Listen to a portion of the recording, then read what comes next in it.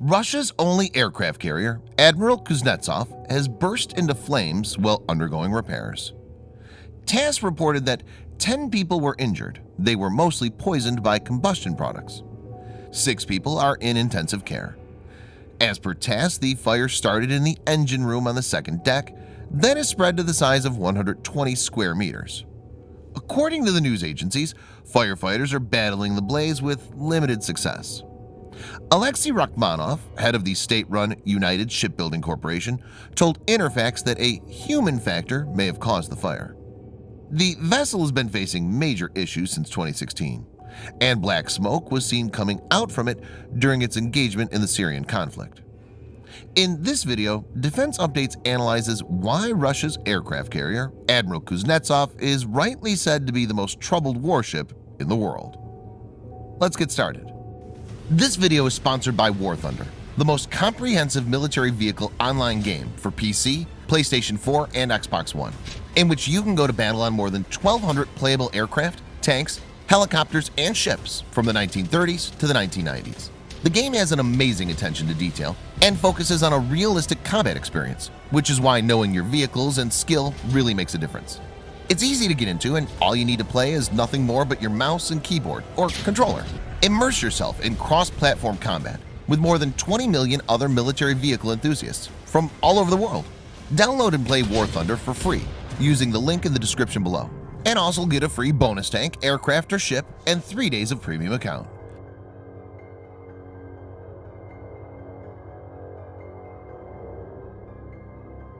Admiral Kuznetsov aircraft carrier is serving as the flagship of the Russian Navy.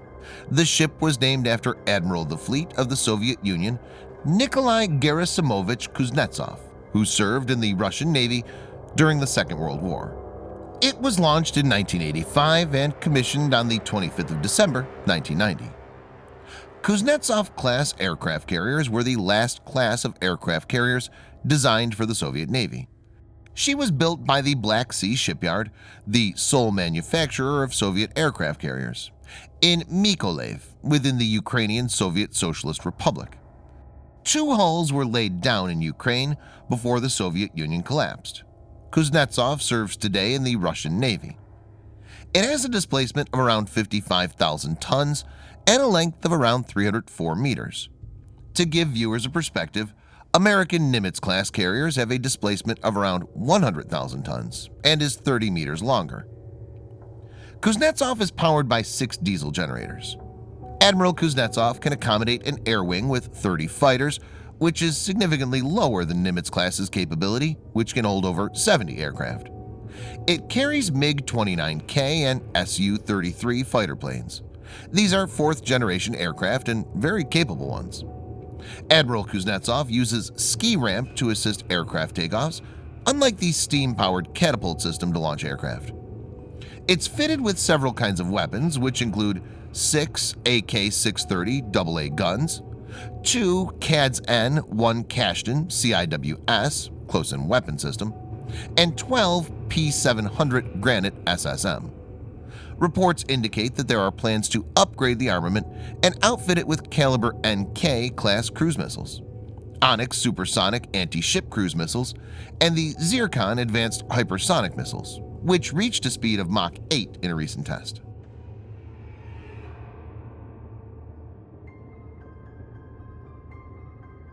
Admiral Kuznetsov is known to produce a lot of smoke and can be identified from long distances because of this.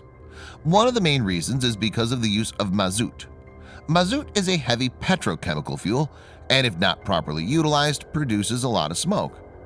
Reports in Russian media indicate that the workmanship and quality of the material used in the carrier are not up to the mark. Admiral Valentin Selivanov has said, "From the very beginning, poor quality pipes were installed in her boilers." He also described the problems faced during Kuznetsov's 1990s sea trials.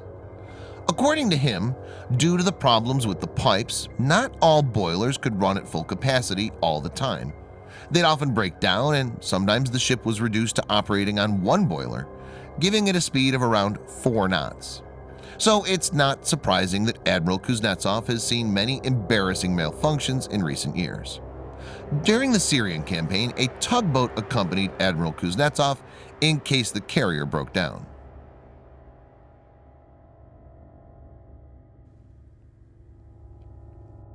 On the 30th of October 2018, Admiral Kuznetsov suffered a major mishap while undergoing overhaul work at a dockyard in Roslakovo near Murmansk. The aircraft carrier nearly sank. The Kuznetsov was stationed inside floating dock PD-50. The dock, capable of handling vessels up to 80,000 tons, was the biggest one Russia had and one of the largest in the world. On the 30th of October, the dock's tank started to take in water and led to the tilting of the dock on one side. One of the PD-50's two cranes, which are 70 tons each, fell on the deck of the Kuznetsov. This resulted in a hole of 4 by 5 meters. The second crane also got imbalanced and, as per some reports, fell in the sea. Somehow PD-50 did not capsize, and as the water filled the dock, Kuznetsov floated and was tugged out. In about 4 hours, PD-50 went down and sank. The PD-50 was built in Sweden in the late 1970s and was delivered to the Soviet Navy in 1980. The disaster could have been even more catastrophic if Kuznetsov was not moved out. Currently, the carrier is being repaired in Russia's Arctic port in Murmansk, also known as the Barents Sea port. This is where the latest accident took place.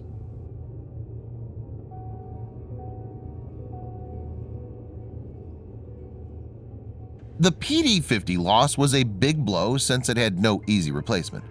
Most of Russia's big surface ships were built in Soviet times, which includes the Kuznetsov. The constructions of these vessels were carried out in the Black Sea port of Mykolaiv, which is now in Ukraine. Currently, Mykolaiv's large shipbuilding docks are unavailable to Russia because of its conflict with Ukraine. The PD-50 was the only floating dock in northern Russia that could handle Kuznetsov or the nuclear battlecruiser Peter Veliky. Peter Veliky is also scheduled for an overhaul. Russia's state-owned shipbuilding monopoly, the United Shipbuilding Corporation, has made a statement that damage to Kuznetsov was manageable and would not undermine plans to return the vessel back to active service in 2021. In May 2019, it was revealed that the replacement of PD-50 will be accomplished by merging and enlarging 2 dry docks.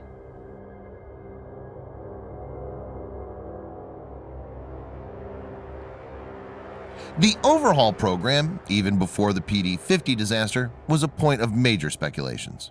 Hit by Western sanctions, the Russian economy is not in good shape. Many important military programs have been delayed.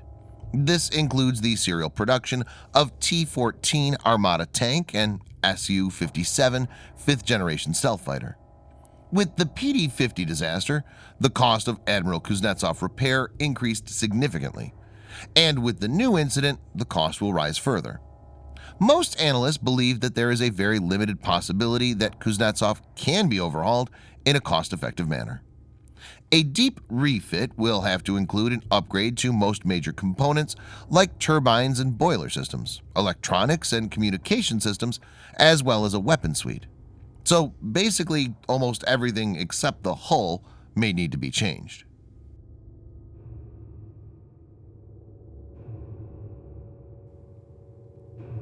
As clear, Admiral Kuznetsov seems to have one problem after another. Every time the situation seems to improve, a new disaster strikes. Same as the carrier, Russia has many Soviet-era military platforms and support equipment that are 3 to 4 decades old and are outdated by today's standards. Several of these are having lingering issues. Maintaining and operating an aircraft carrier is not an easy task. It's to be noted that Russia's defense budget is around 10% of the American defense budget. It could be a more sensible decision to go for an entirely new aircraft carrier. Some reports in Russian state media indicate the possibility of the Russians building a new nuclear-powered aircraft carrier by 2030, though there's no clear roadmap in the public domain as of now. It remains to be seen how Russian decision-makers handle the issue going forward. Thanks for watching. Subscribe for more videos like this. Hit the like button if you find the video interesting, and kindly provide your feedback in the comment section. This will help us improve.